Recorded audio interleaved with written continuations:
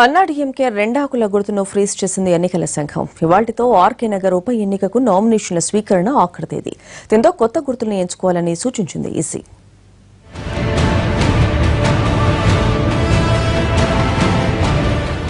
శశికళ వర్గానికి షాక్ ఇచ్చింది కేంద్ర ఎన్నికల సంఘం.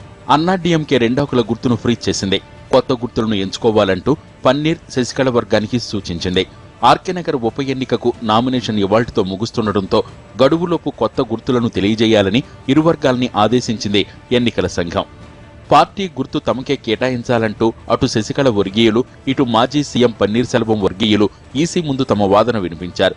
ఈ విచారణలో పార్టీ తాత్కాలిక ప్రధాన కార్యదర్శిగా శశికళ నియామకం అంశాన్ని చేర్చలేదు. ఇరు వర్గాల్లో ఎవరికి గుర్తు కేటాయించాలన్న అంశంపైనే ప్రధానంగా విచారణ సాగింది.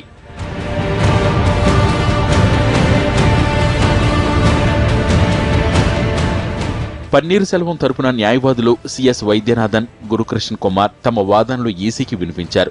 అక్రమాస్తుల కేసులో శశికళ దోషిగా తేలి శిక్ష పడిందని, అందువల్ల ఆమె ఉప ఎన్నికల్లో పోటీ చేయటం కానీ ఎవరినైనా నామినేట్ చేయటం కానీ కుదరదని వారు వాదించారు.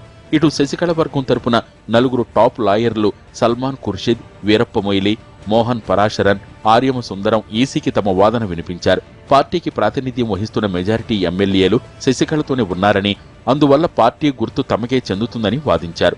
ఇరు వర్గాల వాదనలు విన్న ఎన్నికల సంఘం చివరకు రెండాకుల గుర్తును ఫ్రీజ్ చేస్తున్నట్లు ప్రకటించింది. ఇది శశికళ వర్గానికి ఎదురు దెబ్బే. ఈసీ నిర్ణయంపై దినకరన్ స్పందిస్తూ రెండాకుల గుర్తును పొందేందుకు పోరాడతామన్నారు. హైకోర్టు లేదా సుప్రీంకోర్టును ఆశ్రయిస్తామన్నారు. 90%, more than 90% of the General Council and Executive Council members are with us, and 122 MLAs are with us, 37 MPs are with us, so we surely win. So we are going to win, and the two leads will be with us only.